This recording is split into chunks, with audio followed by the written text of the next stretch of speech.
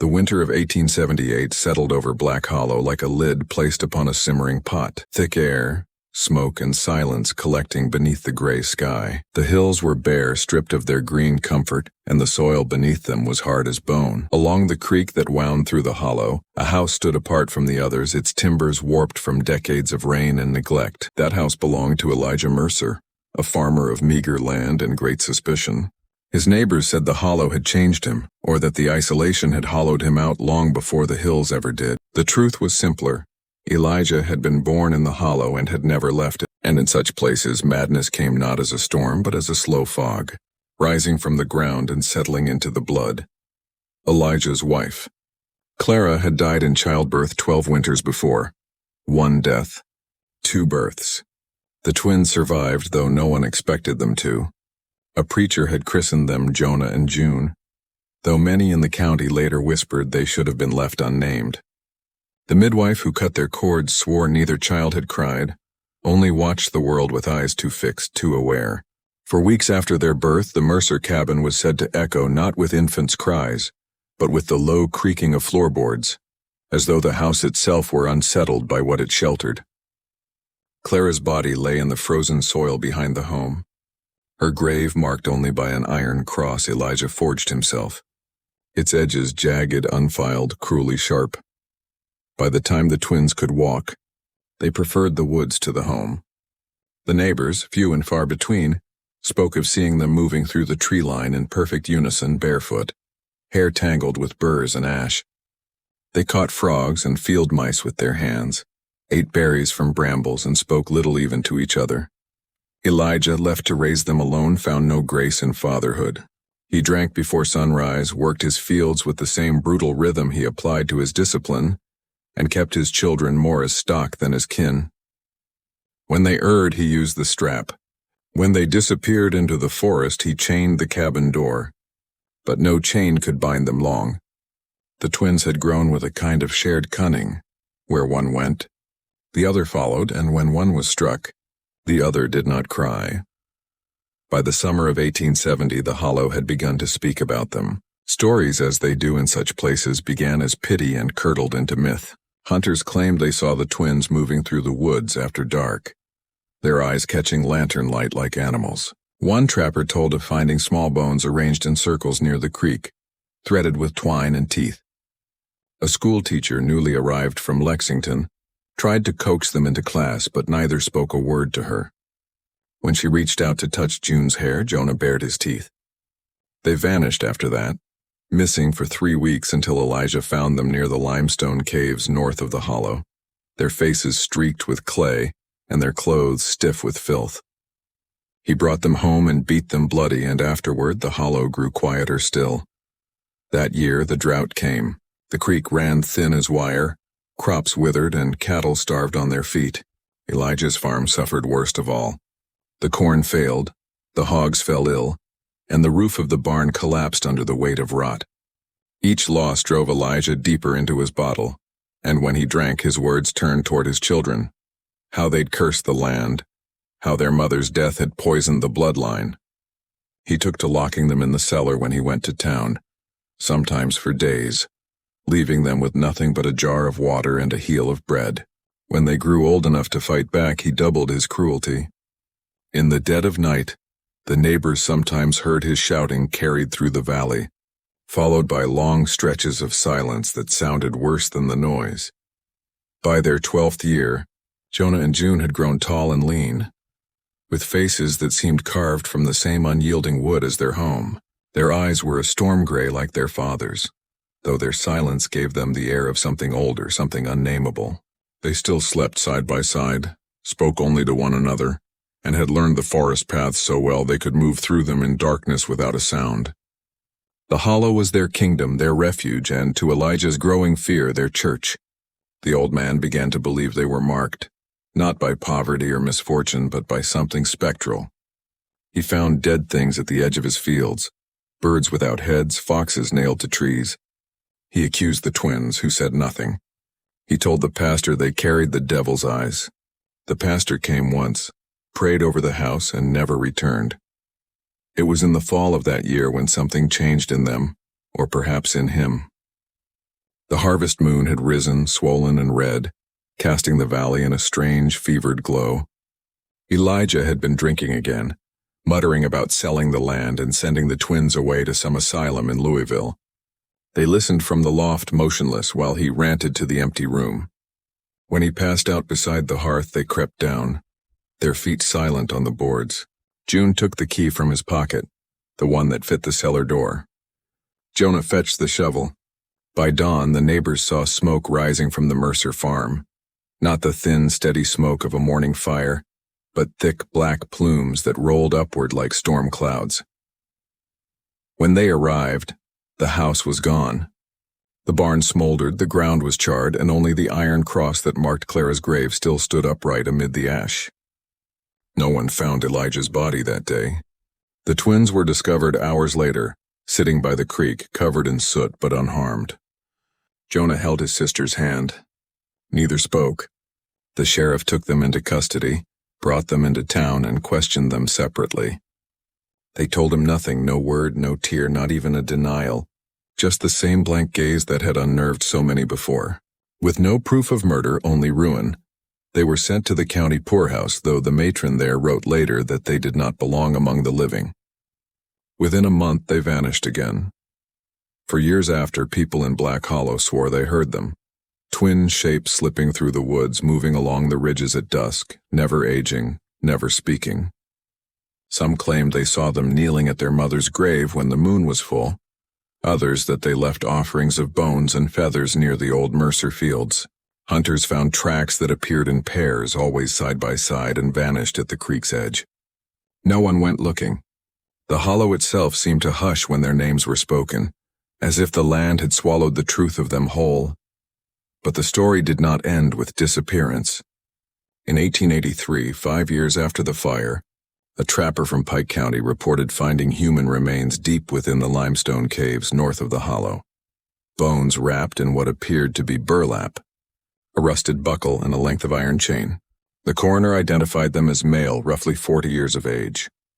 Though the sheriff refused to confirm it, word spread fast. The people of Black Hollow said Elijah Mercer had been found and that the chains were his own. The preacher said it was God's justice. Others said justice had nothing to do with it, that the twins had merely returned what the land had loaned them. After that, the legends hardened. Children were warned not to wander past the creek after dark, for the Farrell twins would find them and drag them into the caves. Hunters carried crosses of iron, believing it warded off their ghosts. But some, the oldest residents, said there were no ghosts at all, only 2 children who had become part of the hollow itself. The forest had taken them in, as it does all wounded things, and in return they had become its eyes. The land, they said, remembers cruelty, and it remembers the hands that end it. Yet even as the generations passed, the Mercer place remained. Its fields grew wild, its stones sank deeper into the earth, and its well filled with mud and leaves. On still nights, travelers claimed to hear laughter rising faintly from the creek, a boy's and a girl's, braided together like the roots of the same cursed tree. The county line moved, the roads changed, but the hollow stayed the same. It was as if time itself avoided that valley, unwilling to disturb what lay buried beneath it. What they did to their father, whether by fire, by hand, or by will alone, remained a wound the county never truly healed. The court records were lost in a courthouse fire, and the pastor who buried what was found of Elijah took his secrets to the grave. What survived was not the truth, but something older, more enduring, the story. And in that story, whispered by the descendants of those who once feared them, the twins still walk. Together. Always together. In the years following the fire, Black Hollow grew quieter, though not calmer. The smoke had long faded, but the sense of unease lingered like a sickness that refused to leave the lungs. Those who'd gone to see the ruins of the Mercer farm spoke of an emptiness that felt deliberate, as though the land itself had been stripped clean of sound. Nothing grew in that field for nearly a decade. The soil remained gray as if scorched from within, and the creek that bordered the property turned iron red every spring when the rains came, staining everything it touched. The locals said it was clay runoff. The older ones said it was memory. The older ones said it was memory. The sheriff of Letcher County, a man named Albie Crow, had been new to office when the Mercer case came to him. He'd been a soldier during the war between the states, seen enough death to fill 10 ledgers. And yet something about those children unsettled him in ways the battlefield never had. When he questioned Jonah, the boy sat motionless, hands folded, eyes down. June mirrored him perfectly, as though they shared a single will split between two bodies. Crow wrote in his notes that they seemed more akin to reflection than relation. No confession, no tears, no words. Just stillness. He'd seen wild dogs cornered before, and even they had shown more fear. After their disappearance from the poorhouse, Crow made a half-hearted search, more for the record than from hope. The state asylums were full of orphans and imbeciles, as the documents called them, and 2 vanished children from the backwoods hardly stirred official interest. But Crow never forgot their faces. He kept the file, a slim packet of papers and his own observations, in his desk until his death. When his daughter found it years later, she said the pages smelled faintly of smoke and damp pine, as if they had absorbed the hollow itself. By 1880, the region had changed. Coal interests were creeping southward, timber companies cutting roads into the mountains. The wild country that had hidden the Mercers was being carved open by saw and steam. Yet, despite the movement of men and machines, Black Hollow resisted. Surveyors claimed their compasses faltered there, and one foreman said the horses refused to cross the creek.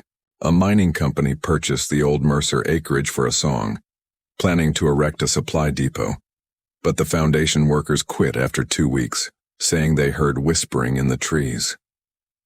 The company pulled out. The valley remained untouched. Meanwhile, the county records grew sparse but telling. Reports of missing livestock near the hollow. Children claiming to see shadows that ran like people. A trapper who vanished, leaving only his snare line cut clean through. Each event was small enough to dismiss, yet together they traced an invisible outline across the years. A shape that matched the boundaries of the hollow itself. In 1883, when the bones were found in the caves, it only confirmed what everyone already believed. Elijah Mercer hadn't burned. He'd been buried by the land, or by the ones the land had claimed. In the decades that followed, the story of the Farrell twins became less an account of fact than a parable whispered among those who stayed. They were said to appear before misfortune, or after injustice, as if drawn by imbalance. Mothers warned their children that cruelty called them, that to raise a hand in anger was to invite them to your door. Hunters left offerings, pieces of bread, salt, and tobacco on the stumps near the creek, not out of faith but precaution. The hollow became a kind of unspoken border between the known and the forgotten, between civilization and something older that refused to yield to it. A visiting physician from Louisville, Dr. Horace T. Wainwright, wrote briefly about the Black Hollow twins in a journal of abnormal psychology in 1887. He had never seen them, but he collected testimony from the county's residents, who described them in terms more mythic than medical. Wainwright proposed that what people called feral might simply be what grief made of children, when left unclaimed by comfort or community. To grow in silence, he wrote, is to learn the language of the inhuman. His colleagues dismissed the piece as provincial fancy, but it marked one of the first attempts to understand what the region itself had chosen to mythologize. Locals were less forgiving of theories. To them, the twins weren't symbols, they were consequences. The Mercers' cruelty, the land's hunger, the sins that went unpaid after the war, all of it, they believed, had distilled into those 2 children. The hollow, they said, did not create monsters. It only revealed them. There was a preacher in Whitesburg who claimed he'd seen them near the graveyard one stormy night, standing hand in hand beneath the cedar trees, their hair soaked, their eyes lit by lightning. He said they watched him until he turned away, and when he looked back they were gone. He never set foot in Black Hollow again. As the century turned, the county archives recorded a series of strange disappearances. Woodcutters, drifters, even a deputy who'd gone searching for moonshiners. None were ever found. The sheriff's department chalked it up to the hazards of the terrain and the lawlessness of the hills. But among the older folk it was said the twins were still there, watching over the hollow like spirits bound by the same chain that had once imprisoned them. Some said they fed on guilt, others that they guarded their mother's grave. But the truth was simpler and sadder. No one wanted to admit that cruelty could live on after the hands that dealt it were gone. So they made the children into legends because legends could be pitied without responsibility. By 1902, the Mercer land had become overgrown forest again, and the iron cross at Clara's grave was nearly swallowed by vines. A local photographer, one of those early wanderers who sought to capture the vanishing wilderness, ventured into the hollow to document the ruins. His name was Samuel Oakes, a quiet man who believed in light more than stories. His notes survive in fragments, published decades later by a historical society. He wrote of the uncanny stillness of the place, of how his plates took twice as long to expose, as though the air itself were thicker. He claimed that in one photograph taken near the creek at dusk, 2 faint figures appeared on the edge of the frame, child-sized, indistinct, as if caught between motion and shadow. The glass plate shattered during transport, and Oakes dismissed it as a trick of exposure. But those who saw the broken image swore the figures' faces looked out, not toward the water but directly at him. Through the early 20th century, Black Hollow faded from maps, but not from memory. When the flood of 1913 swept through eastern Kentucky, the hollow was spared, though the surrounding ridges were torn apart. Locals took it as proof that the land protected its own. Folklorists began to arrive in the 1930s, collecting stories of the feral twins from aging residents. Some spoke with fear, others with reverence. One woman, 80 years old, recalled seeing them as a girl, standing at the edge of her family's pasture barefoot and watching the horizon as if listening to something beyond hearing. When she called out, they turned and walked into the fog. She never saw them again. Historians today might explain it differently. The isolation of mountain communities bred superstition. The trauma of the Civil War, Reconstruction, poverty, all fermented into folklore that blurred memory and myth. But such explanations, however logical, flatten the emotional truth those people carried. Black Hollow's story was never only about the twins. It was about what the county refused to face. That neglect breeds ghosts as surely as death does. That cruelty, when unspoken, becomes part of the soil. And that some children grow up not to haunt others, but to remind the living what they did not protect. The archival silence around the Mercers deepened after 1915. The courthouse fire that year consumed most of the remaining records. Only a few pages survived. Crow's notes, the coroner's initial report on the bones, and a faded bill of sale transferring the Mercer property to the mining company. But the oral record endured. In 1922, a reporter from the Lexington Herald traveled to Letcher County to write about the wild children of Kentucky. He found nothing tangible, only stories of figures glimpsed at twilight, of footprints appearing in frost where no one had walked. He concluded that the twins were phantoms of conscience, not flesh. Yet the tone of his article betrayed unease. Even he, a modern man of ink and type, could not quite laugh off what the hollow held. By the 1940s, the war and industry drew people away. Families moved north to factories, leaving their cabins to decay. The hollow emptied, its silence returning to the state it had known before Elijah Mercer ever drew breath. Hunters who strayed too far spoke of the same odd phenomena, the forest going suddenly still as though holding its breath. The echo of movement where no wind blew. They said if you stayed too long near the creek after dusk, you could hear a child's voice whispering your name, sometimes the name of your father instead.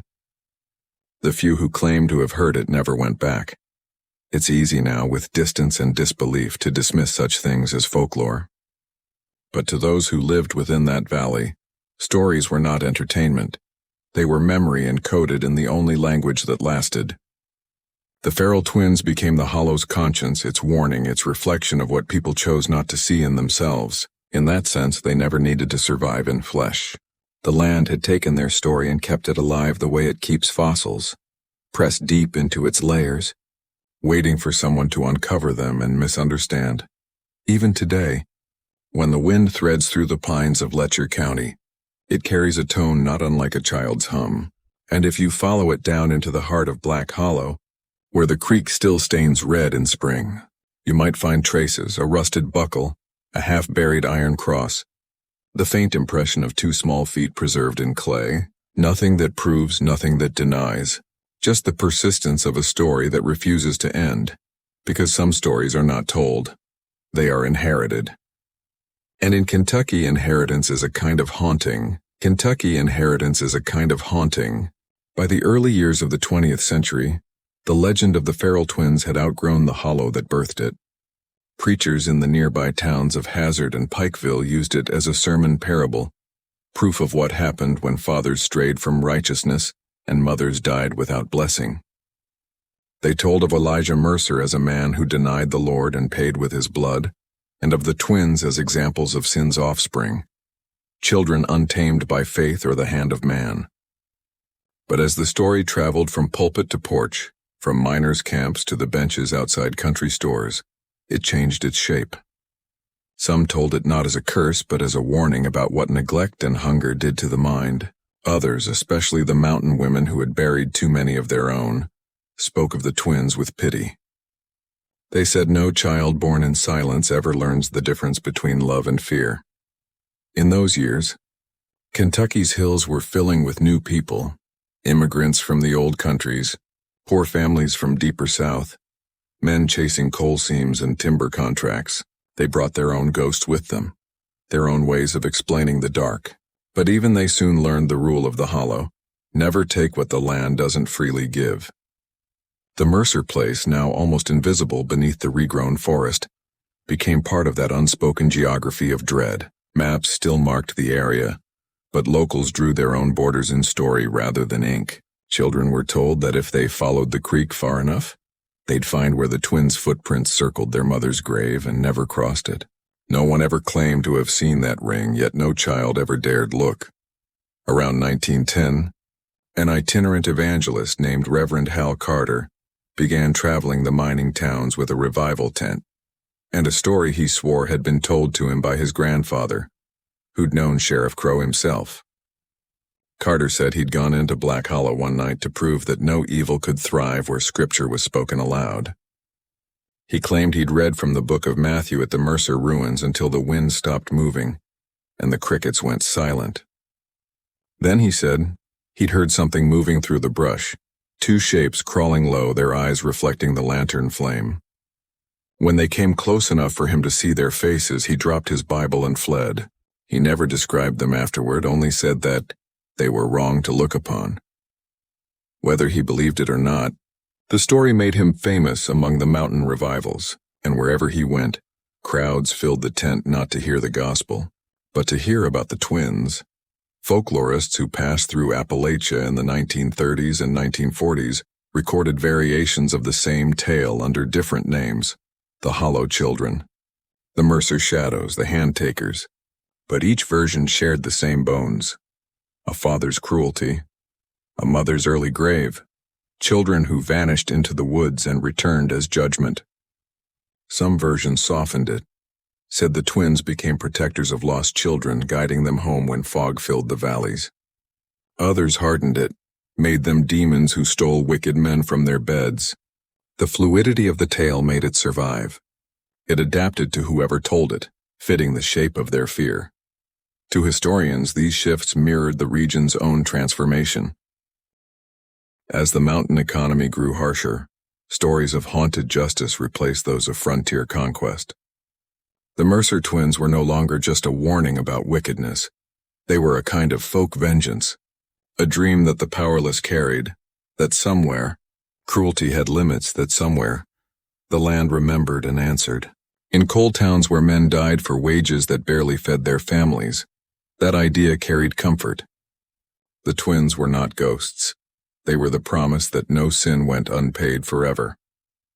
Meanwhile, the actual traces of the Mercers disappeared almost entirely. By mid-century, the hollow was wilderness again. The few who hunted or trapped there returned with stories of strange quiet, of deer that bolted for no reason, of hounds that refused to follow scent lines once they neared the old creek. In 1952, a surveyor marking boundary lines for a new mining claim found a stone marker half buried in moss near what locals believed was Clara Mercer's grave. It wasn't carved by hand but scored crudely with metal, as if with a knife or nail.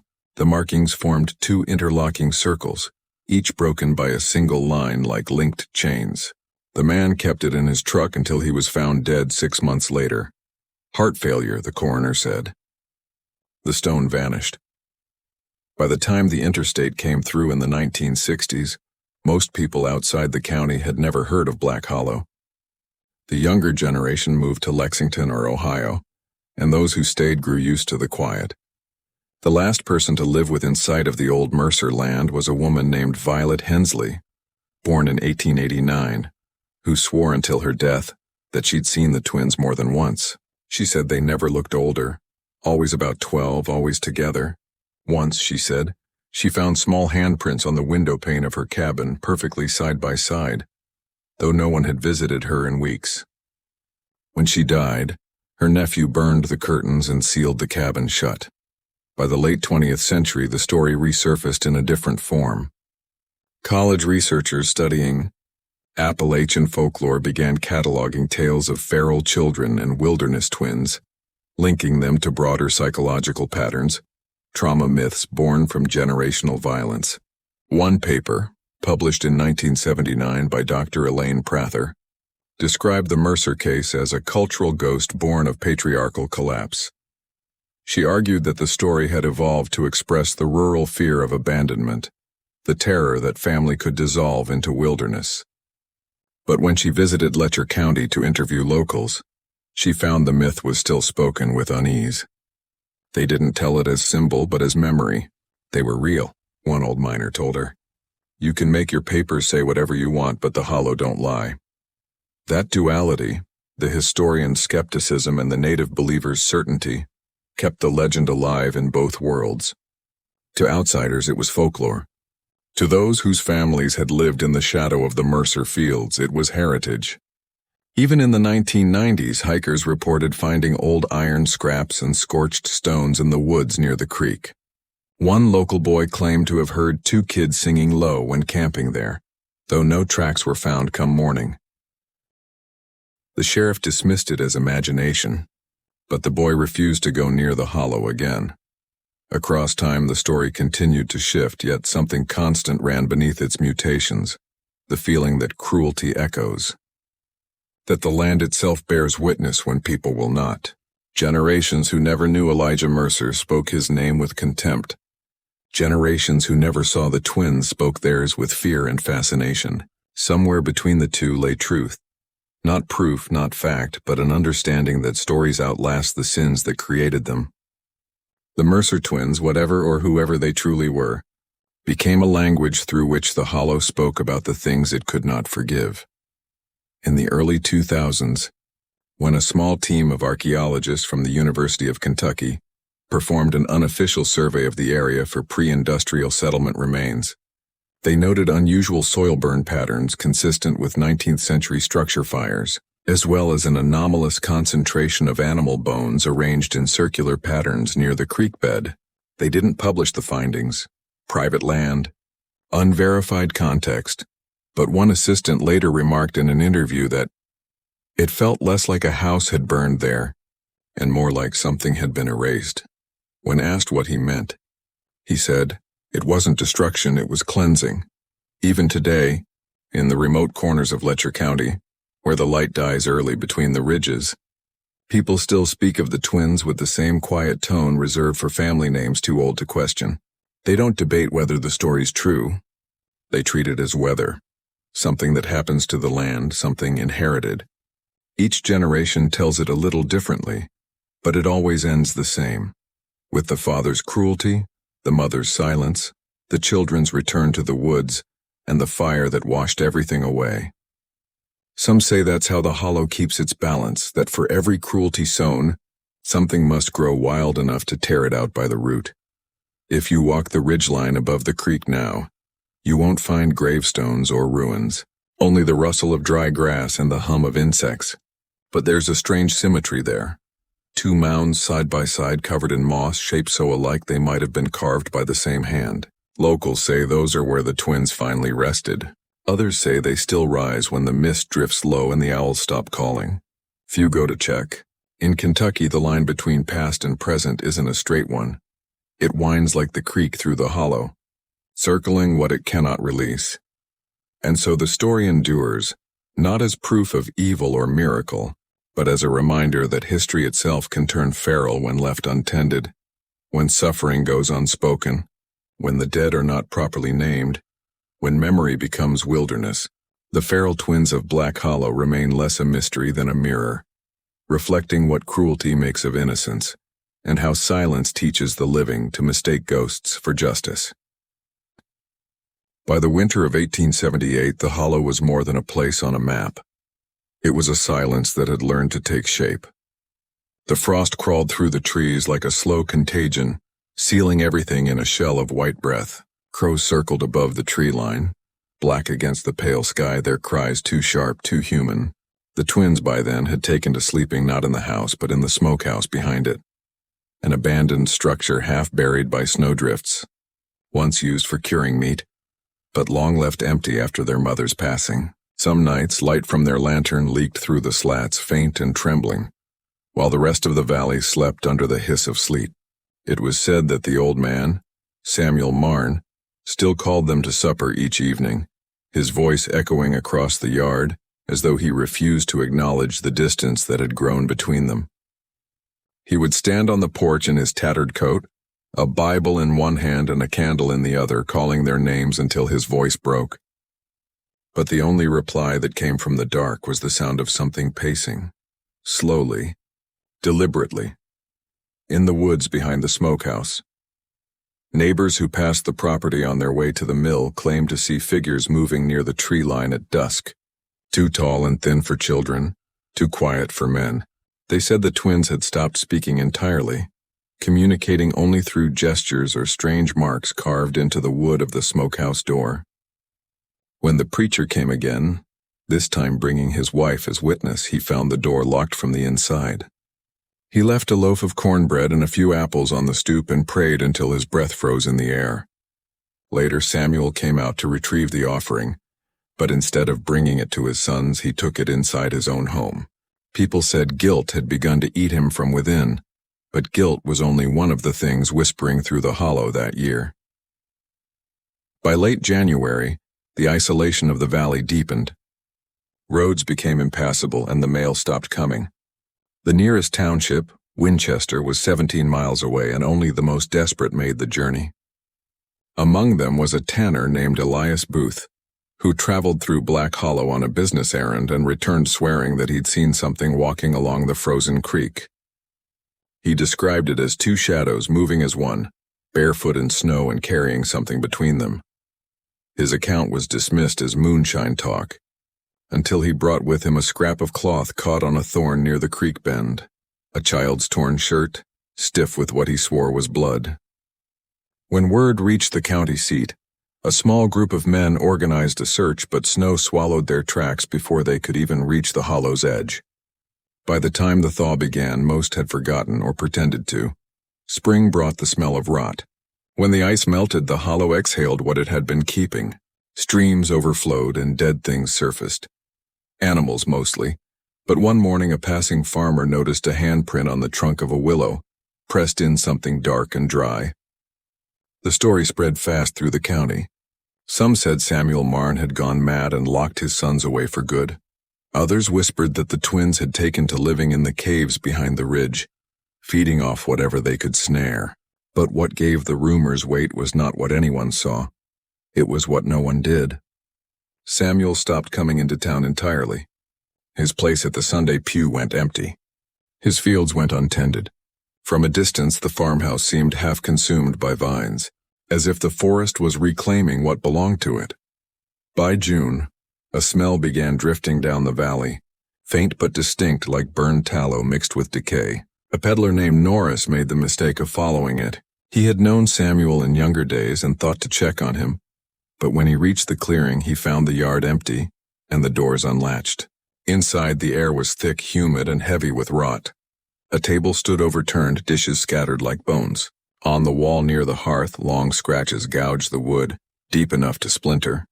Upstairs, the beds were stripped, and the window glass had been removed, leaving only cold drafts whispering through the frames. Norris claimed he heard something then, soft steps in the loft above, followed by the sound of dripping water. When he climbed the stairs, he found the rafters blackened with smoke and feathers hanging from the beams. What he saw next he told no one outright, but he left the house running, crossed himself 3 times at the gate, and swore never to speak of it again. Days later, a sheriff's deputy was sent from Winchester to investigate. He returned with 2 other men, and together they combed the property. They found no trace of Samuel, no sign of the twins, only a set of small footprints leading from the back door toward the smokehouse. The door hung half open. Inside, the stench was unbearable. Against the far wall stood a wooden trough, filled not with meat or grain, but with muddy water that shimmered darkly in the dim light. Something floated there, cloth or hair, it was hard to tell. The deputy covered his mouth and stepped closer, only to find beneath the surface a shape too large to ignore. When they dragged it out, the thing that fell to the floor was not whole. It was a piece of something once human, stripped clean to the bone. The men left before dusk, pale and silent, refusing to write an official report. Within weeks, the story spread beyond Kentucky's borders, twisted by every retelling. Some said Samuel had been killed by his sons and buried under the smokehouse. Others claimed he had lost his mind, murdered them, and fled into the wilderness. The truth, whatever it was, never settled. What was certain was that by midsummer, the property stood abandoned. The house rotted where it stood, the smokehouse caved in, and the well grew choked with leaves. Yet travelers passing through still swore that on certain nights, when the wind shifted, they could hear 2 voices humming from the woods, a strange, tuneless lullaby that rose and fell with the fog. Years later, when the land was bought by a coal prospector, his men discovered something buried shallow beneath the back steps, a rusted buckle, a child's jawbone, and a Bible blackened by fire. The pages were fused together, but one passage remained legible, underlined in faded ink. And the sins of the father shall be visited upon the children, unto the 3rd and 4th generation. After that, no one would live on the property for long. Tools went missing. Horses refused to cross the stream near the gate. One worker vanished without a sound, his lantern found still burning at the edge of the hollow. By then, Black Hollow had become a name locals avoided altogether, a place children were warned not to wander. In later decades, when the county began keeping better records, archivists searched for documentation, births, deaths, land deeds, but found almost nothing. The Marne family seemed to exist only in fragments. A marriage certificate from 1854, a baptism record dated 1866 for twin boys, and a final entry, a debt note signed by Samuel Marne in 1877, promising payment for medicine and restraint. The rest was silence. Yet silence, as the hollow had shown, could hold more than words. In old maps, the land is marked with a simple cross and a notation, uninhabited since 1878. Even the river changed course over time, swallowing the road that once led to the farmhouse. The world moved on, but the hollow did not. It waited. Those who came searching for the story decades later, historians, folklorists, wanderers, always left with different versions. Some described it as a parable of isolation, a warning about the wilderness within man. Others spoke of curses, of bloodlines too steeped in violence to fade. But a few believed it was something simpler, a tragedy born of grief and misunderstanding, of a father who broke under the weight of his own silence, and sons who became reflections of that same darkness.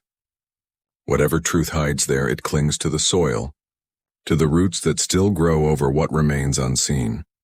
When storms roll across that part of Kentucky, lightning still strikes more often in that valley than anywhere nearby. Locals say it's because the air is heavier there, as if charged with memory. They tell of hunters who hear their own names whispered from the fog, of dogs that refuse to cross certain fields. No one remembers Samuel Marne as a man now, only as a story, a shadow passed down through generations. The twins, too, became less than people and more than myths invoked as warnings. Don't wander too far. Don't follow the music in the woods. Don't wake what the hollow buried. Yet every legend begins somewhere.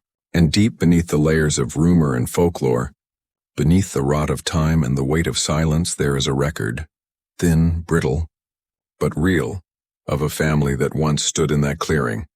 Their faces turned toward a sun that never quite reached them. What they became and what they did was not born of the supernatural, but of something older, colder, and harder to name. Something that still moves unseen in places the light forgets. Moves unseen in places the light forgets. By the autumn of 1879, the hollow had gone quiet again, but it was not the peace of recovery. It was the hush that follows a wound too deep to heal. Grass grew high through the broken steps of the farmhouse, swallowing the threshold where generations had once entered in prayer and left in sin. The forest had moved closer now, crowding the edges of the clearing as if to reclaim what was taken from it. Trees leaned over the roof like mourners. The smokehouse had collapsed entirely, its timbers folded inward and blackened from rain and rot.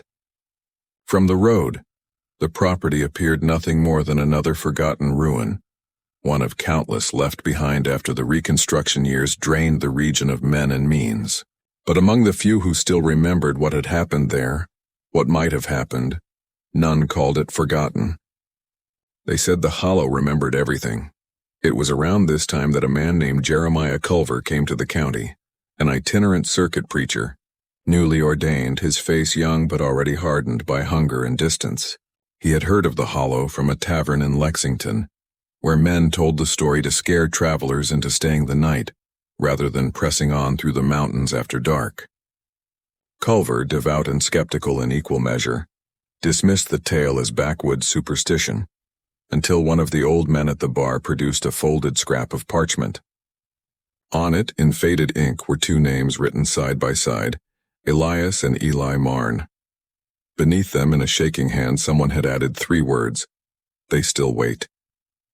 It was enough to stir his curiosity, and so he set out the next morning, armed with nothing but his Bible, a lantern, and a conviction that sin was best met with Scripture. The trail into Black Hollow was nearly gone by then, lost under years of neglect. The ground was soft with rot, the air damp and metallic with the scent of moss and distant rain. He passed the remains of what must have been a fence, each post worn down like a gravestone. For hours nothing moved but the occasional crow cutting through the canopy above. When he finally reached the clearing, dusk was already spreading across the sky, that thin blue light that makes the world look half submerged. The house stood waiting, its door open just enough to suggest invitation or warning. Culver paused, murmured a prayer, and stepped inside. The interior was colder than he expected. Dust hung thick in the air, but beneath it lingered a scent not entirely of decay. Something sweet, almost floral, like faded perfume or dried herbs. He found remnants of life scattered through the wreckage, a chair missing a leg, a child's shoe, the edge of a photograph half buried under soot. He turned it over. The image had almost vanished, but he could just make out a figure, perhaps a man, standing between 2 children. The edges of their faces were blurred, as though time had refused to remember them clearly. Culver tucked the photograph into his coat and moved toward the back of the house. When he reached the kitchen, he found the table upright again. Someone had set it so. On its surface, arranged with impossible precision, were small objects, stones, twigs, and bones, each placed in a spiral that converged at the center. At first he thought it might be the work of children or drifters, some idle hand arranging debris. But when he bent to inspect it, he realized the bones were not animal. Human knuckle joints, small and pale, fitted together like beads. He stumbled back, the lantern swinging wildly and throwing shadows that crawled along the walls. For a moment he thought he heard movement upstairs, the soft creak of floorboards under a light step. He called out, a reflex, not faith, but no answer came. Only the sound of rain beginning on the roof, slow and deliberate as if someone were tapping. He left before full dark, crossing himself as he went, and made camp by the creek a half-mile down. That night he dreamt of the spiral on the table, of the way it seemed to turn inward even when still. In his dream he saw two boys standing at the center, holding something between them, a book or a heart, he couldn't tell. And behind them, a figure watched from the doorway, faceless, but weeping. When he woke, his lantern had gone out, though he was certain he had kept it lit. The next morning he returned to the clearing in daylight. The forest was quiet, but not in the way of calm. It was the quiet of things listening. The table was empty now. The bones were gone. Only the outline of the spiral remained in dust. He began to suspect that whatever dwelled here was not confined to the house. The hollow itself seemed sentient, a living thing that breathed through the mist and roots. Even the air seemed heavier, like a church filled with incense and dread. He considered leaving then, but something bound him. Perhaps faith. Perhaps the stubborn need to prove that evil had no place except where men put it. For 3 days, he stayed near the property, keeping a journal of what he saw. On the first day, nothing. On the second, he heard what sounded like singing carried on the wind, faint but rhythmic, like two voices harmonizing a lullaby. He followed the sound toward the creek, but it always stayed just out of reach, retreating deeper into the woods. On the third night, he woke to find footprints around his camp, bare, small, pressed deep into the mud. They circled his fire but never crossed the perimeter. He counted them later, 2 sets. When he measured the stride, he found they were identical. Culver left the hollow on the 4th morning, pale and shaking, his journal half filled and the photograph still folded in his coat. He never returned, but he sent a letter to the county courthouse describing what he had found. The sheriff at the time, Amos Lyle, read it aloud to his deputy, then laughed it off as the work of an overzealous preacher seeing devils where there were only shadows. But a month later, Lyle himself was called to the outskirts of the hollow when a hunter's dog uncovered something near the old well. A collection of small bones wrapped in what looked like a strip of leather binding, the same kind used on old Bibles. The sheriff took them to town but made no official report. He was found dead 2 weeks later in his barn, his neck twisted cleanly as if by a fall or something far stronger. After that, no one went near the hollow for almost a generation. Trees overtook the clearing entirely, erasing the last line of fence posts. The house caved in during a storm, leaving only the chimney standing like a gravestone, but the legend refused to die. Children whispered about the feral twins of Black Hollow, the boys who had lived like beasts and turned on their father. Some said they had become spirits bound to the valley. Others claimed they were still alive, roaming the ridges and feeding on trespassers. The truth, if truth still mattered, became buried beneath layers of fear, gossip, and time. In 1903, a mining surveyor stumbled upon what he believed to be the remnants of the Marne property. He noted the location, took photographs, and brought samples of disturbed soil back to Lexington. His notes describe finding charred remains suggestive of multiple bodies and evidence of ritualistic arrangement of stones. The photographs, however, were lost in a fire that destroyed the survey office later that same year. Only one image survived, a grainy shot of a broken chimney standing in a field of fog. When examined closely, 2 shapes could be seen at its base, blurred and thin as if moving during the exposure. That image became the last recorded evidence of Black Hollow before the land was swallowed by development. Coal companies cut roads through the valley, dynamited the hillsides, and filled the air with the sound of machines. The old stories were laughed at then, dismissed as country folklore unfit for the new century. But the miners who worked the seams beneath the hollow told other tales. They spoke of finding tunnels where none should exist, carved smooth as if by hands, and hearing voices in the dark calling from within the rock. Some refused to work the lower shafts, claiming to see figures crouched at the edge of their lantern light, eyes reflecting pale green. A few went missing altogether, their tools found neatly laid beside the opening as though placed there in offering. By the time the mines closed in the 1940s, the valley was stripped and scarred, its surface unrecognizable, but beneath the caverns remained untouched. Locals said that the hollow had simply changed its shape, that the spirits had followed the miners into the tunnels, trading one darkness for another. And though few alive could still recall the name Samuel Marne, everyone knew the warning that came with the first cold wind of autumn: don't go where the ground hums. Because in the hollow, even the earth had learned to remember what the father forgot, and what the sons could never forgive, and what the sons could never forgive. By the mid-20th century, Black Hollow had become a place erased from maps but not from memory. The valley lay buried under layers of industry, its ridges mined, its rivers rerouted, its soil blackened by decades of soot and runoff. Yet even in the age of progress, the hollow had a way of asserting itself, a strange gravitational pull that drew the curious, the lost, and the desperate. The coal seams beneath it were among the richest in the region, but the companies that tried to exploit them always seemed to falter. Machinery broke inexplicably, accidents multiplied, and entire crews swore they heard whispers in the shafts. Men who had worked the deepest tunnels would come up pale and trembling, muttering that they had heard children laughing somewhere in the stone. When asked how far down they'd been, they'd point to the section known as Shaft 19, a narrow, winding passage said to cut directly beneath what locals still called the Marne property, though nothing of that homestead had been visible for half a century. In 1952, an explosion ripped through Shaft 19, killing 7 miners instantly and sealing the lower tunnels in rubble. The company blamed faulty wiring, but survivors swore they'd seen light before the blast. Lantern light, not the electric kind, flickering deep in a section no man had entered for years. One of them, a veteran miner named Hal Lemmings, told a journalist later that he'd heard singing just before the ceiling came down. It was faint, he said, but he recognized the tune. His grandmother used to hum it to calm him during storms, a lullaby she'd learned from her own mother, the Hollow Song she'd called it, without knowing where it came from. Lemmings died a month later, found sitting upright in his chair with coal dust still under his nails, his mouth open as if he'd been calling out to someone in the dark.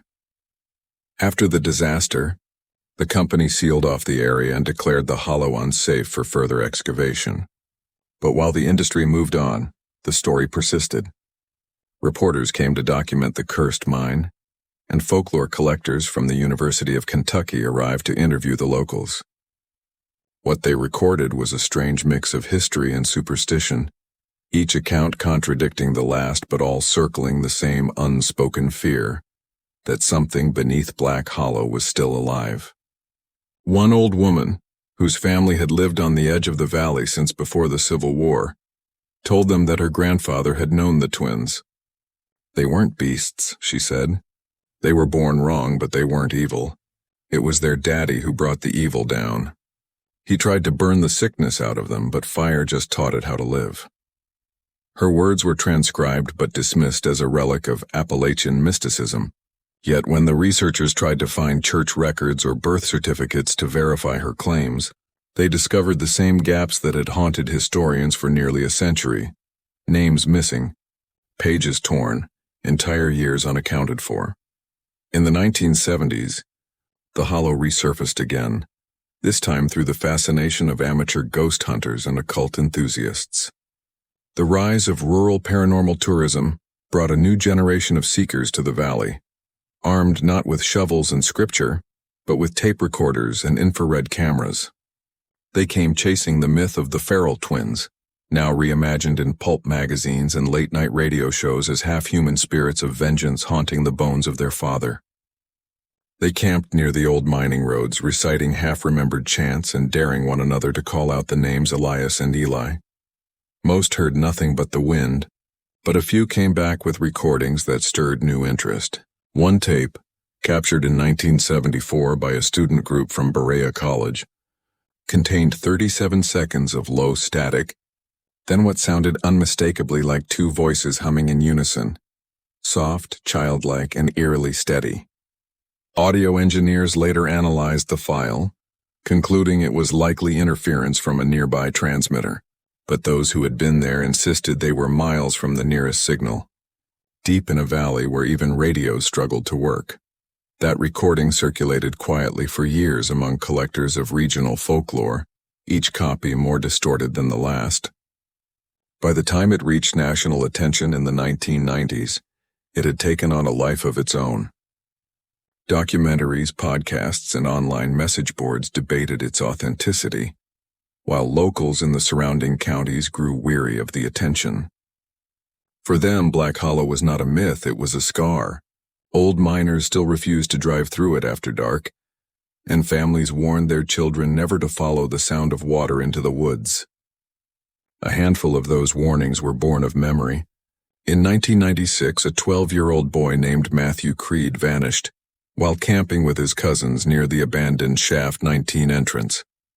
His tent was found intact, his flashlight still burning, and a set of small footprints circled the site, 2 pairs side by side, leading toward the creek before disappearing entirely. The sheriff at the time called it an animal attack, though no tracks but the child's and those mysterious prints were ever found. By the early 2000s, what remained of the hollow had been overgrown again, nature reclaiming what industry had scoured. Locust trees nodded through the collapsed tunnels, and the air hung heavy with the smell of rust and wild honeysuckle. But decay carries memory. Explorers who wandered into the valley spoke of finding remnants that should not have survived. Wooden beams still upright, as though refusing to rot, and carvings on the stones shaped like spirals, some filled with ash, others with teeth. Photographs taken there always came out blurred at the center, as if the film refused to hold the image still. One image, circulated online around 2008, showed what appeared to be a figure crouched at the base of a tree, its limbs thin, its skin pale and almost translucent. Skeptics claimed it was a trick of light or a staged hoax, but those who had studied the hollow's past recognized something in its shape, something eerily familiar. 2 shapes perhaps leaning close together. Even as technology reached the hollow, it faltered. GPS signals failed, drones lost connection mid-flight, and digital recorders picked up strange frequencies, an oscillating hum that no engineer could fully explain. Researchers from a paranormal studies group once mapped the area's electromagnetic field, discovering irregular spikes in the exact places where historical maps had once marked the Marne farmhouse, the smokehouse, and the creek. The readings were strongest near what remained of the well. When one of the team lowered a microphone down its depths, he recorded 6 hours of faint, rhythmic noise. When played back at double speed, it resembled human breathing. As the 21st century unfolded, the story of Black Hollow became part of America's hidden folklore, a place spoken of alongside Roanoke, Point Pleasant, and the Bell Witch. But while other legends softened with time, this one grew sharper. In 2011, heavy rains triggered a landslide that exposed part of the old mine tunnels. Rescue crews found bones embedded in the collapsed earth, small, delicate bones alongside larger fragments that appeared adult. Carbon dating placed them roughly in the late 19th century. But the coroner's report was sealed by the county, and when pressed for comment, officials cited cultural sensitivity and lack of contextual evidence. The remains were reburied quietly, but not before someone photographed them. The images leaked online within days, 2 skeletons positioned side by side facing one another, their hands fused together by the pressure of soil and time. After that, Black Hollow was fenced off completely. The state declared it an ecological hazard zone, citing unstable ground and contamination from decades of mining, but closure did little to stop the stories. Hunters claimed to hear laughter in the fog. Truck drivers swore that headlights dimmed when passing the valley at night, and more than once, hikers reported seeing children's handprints on their car windows after parking near the boundary. No one could prove anything, yet the evidence felt older than proof, woven into the land itself. If you walk the valley today, the world seems to pause. The wind moves differently there, slower as though measured by another kind of clock. The trees lean inward and the air holds a sound just at the edge of hearing. Sometimes it's mistaken for water, sometimes for song, and if you linger long enough, the distinction no longer matters, because every generation that's crossed into Black Hollow has left something behind, an object, a story, a breath, and taken something unseen in return. The Marne name has long vanished from the county records, but its echo remains in the soil, in the stories whispered between the ridges, and in the unbroken hum that rises from the earth when the sun falls low. No one knows what the twins became in the end, whether they were buried, transformed, or simply remembered into existence. But in the stillness of that Kentucky valley, something watches, waiting with the patience of centuries. Not malevolent, perhaps, not even human, just old, enduring, and impossibly aware. The Hollow does not forgive because forgiveness belongs to the living. It only remembers, and remembrance in places like this is its own kind of hunger. By the winter of 1883, the story of the twins had already hardened into something half fact, half haunting. The Black Hollow settlement, once only a line of shanties, coal sheds, and a chapel leaning in the wind, had grown quiet again, its few families moving deeper into the hollers or westward toward new rails. Those who remained carried the memory of that house like a living wound. The charred outline of the Merrill homestead was still visible then, a square of ash and timbers surrounded by snow and briar. Nothing had been rebuilt there. Hunters passed at a distance, crossing themselves out of habit, saying the soil refused the seed. The wind that ran through that valley was said to sound like children laughing in reverse, a hollow whistle that carried on clear nights. And yet beneath those tales, there was still the question that gnawed even at the most practical men. What truly had happened in that house before it burned, and what became of the twins after the fire took their father? In the years that followed, county records would attempt to fix the story to paper. The coroner's report spoke of severe lacerations to the upper neck and torso, of incomplete combustion, of unknown parties at large. The sheriff at the time, an aging veteran named Harlan, Gentry, was said to have ridden to the site the morning after the storm broke, only to find the house smoldering, the windows blackened, and the air thick with a burnt sweetness he could not name. He wrote in his own hand that there were 2 impressions in the mud near the creek. Barefoot, small parallel headed north. Some believed those tracks belonged to the twins. Others thought they were from scavengers come to pick at the ruin. But Gentry never dismissed what the Reverend claimed he saw at the edge of the property. A figure crouched in the dawn, white-haired and motionless, watching from the trees before disappearing into fog. The Reverend later told his congregation that he prayed not for the dead, but for the living, because the forest has claimed what man could not keep. By the time the turn of the century arrived, the Black Hollow story had become a kind of sermon whispered to children to keep them near the hearth. Travelers spoke of hearing voices from the ravine. Hunters swore they saw shapes at dusk that moved with an animal's caution but a human's intent. Local papers, when they mentioned it at all, framed it as a cautionary relic of frontier isolation, an emblem of what happens when the wilderness seeps too far into the human heart. But in small letters in the Lexington Herald, an 1896 issue carried a curious notice. Unidentified female recovered near Pike Creek settlement, believed to be of the Merrill line. Subject nonverbal, sustained by forest roots and birdshot hair, to be remanded to asylum custody. There were no follow-up articles. The asylum burned 3 years later, its records lost. What remained in the oral record, however, told a story too consistent to dismiss. Witnesses recalled a woman seen along the ridges, tall and thin, her hair silvered though her skin unlined. She never spoke but would appear near camps, standing just beyond the firelight. Dogs did not bark at her, they whined. Hunters left food and found it gone by morning, with no tracks except the faint drag of something walking on the balls of its feet. A farmer's boy once claimed to have seen 2 of them, a pair, one older than the other, moving in silence through the corn rows as if inspecting the land. When he tried to follow, his lantern went out. He was found hours later at the edge of the creek, mumbling about eyes that didn't blink. For a time, these accounts were collected by a circuit teacher who hoped to publish them as the Black Hollow testimonies. His manuscript vanished when his cabin collapsed in a landslide, taking his papers into the mud. There is a cruel persistence to stories like these. They attach themselves not to proof but to longing, for justice, for understanding, for a pattern in the chaos of human wilderness.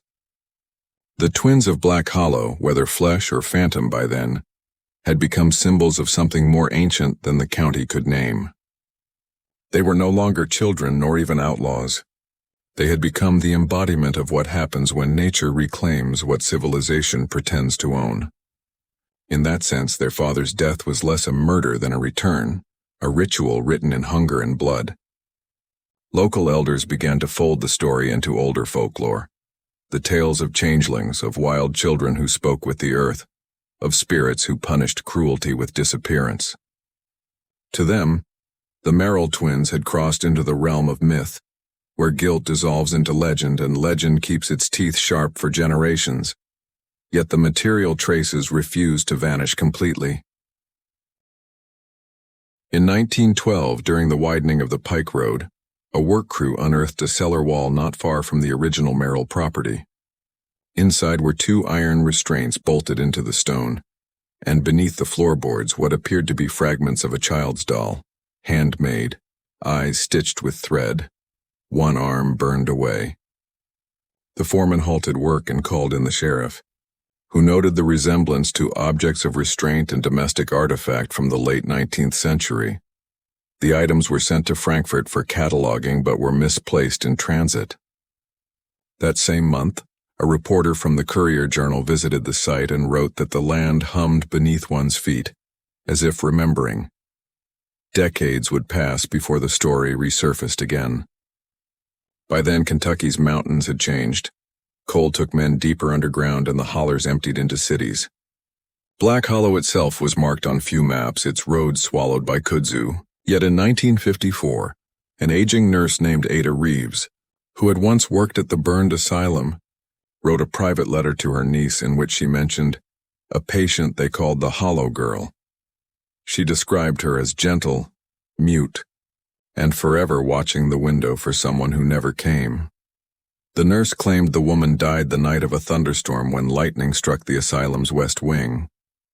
When they found her, Ada wrote, her hands were clasped around a small carved wooden bird, worn smooth as if carried for years.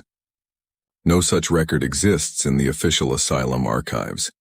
Today, the land where the Merrill home once stood is swallowed by second-growth forest. The foundations lie buried beneath moss, and only the oldest residents can point to the precise bend in the creek, where the children were said to have washed their hands after the fire. Hunters still avoid camping there. They say the air feels different, too still as though listening. In the evenings, when fog rolls down from the ridge, the trees appear to shift closer together, closing ranks around the memory of that house. Some claim that when the wind is right, you can hear 2 voices calling softly to one another, not in words, but in the tone of kinship older than speech. To historians, the tale of the Farrell twins remains a composite of tragedies familiar to that century. Poverty, isolation, abuse, and superstition braided into something that endured because it mirrored the land's own struggle between cultivation and wildness.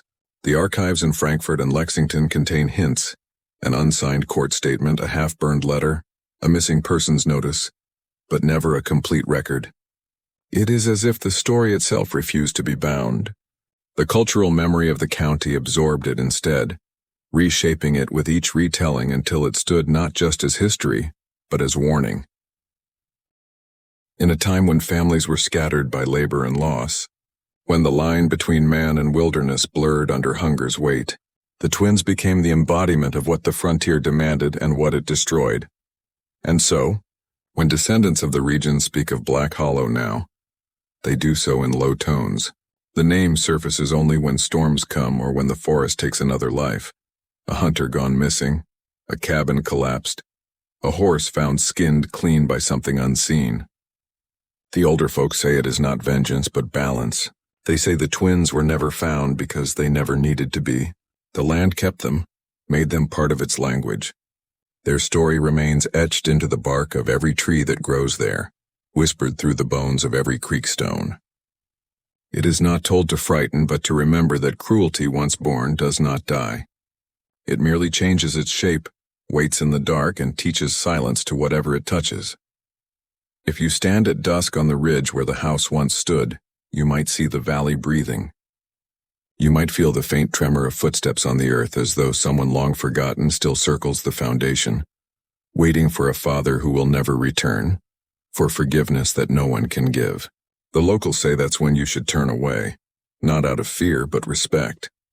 For the twins of Black Hollow were not monsters nor ghosts but mirrors, showing what becomes of the human heart when left too long in the wild. Their legend endures not because of what they did, but because of what the county learned too late. That neglect and cruelty echo louder than any sin confessed.